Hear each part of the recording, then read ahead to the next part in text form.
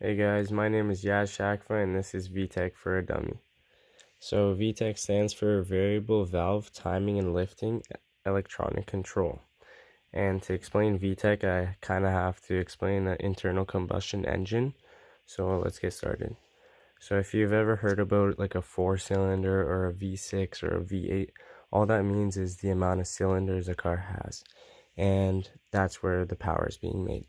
So a cylinder looks just like this, and it is connected to an intake port, and the cylinder also has an exhaust port. And right about here you have a spark plug as well as an injector. So in here you have a piston that goes up and down, moved by the crankshaft. So we have the exhaust port, the intake port, spark, injector. Above, we have a camshaft. And a cam has two components: cams and lobes. And lobes go all along the camshaft, and they resemble the shape of an egg. And what Vtec is, Vtec, a Japanese engineer, created this fancy cam where you have another lobe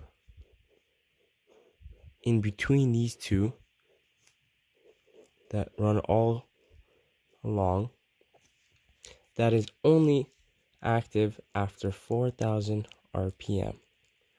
And how does he do this? It's all done through the computer. The ECU sends a signal to the control valve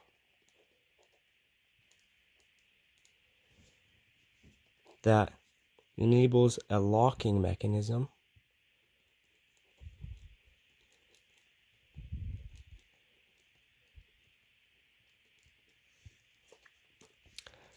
So if I drew that out, this would be the ECU, and it would come right about here, and it would lock all these cams.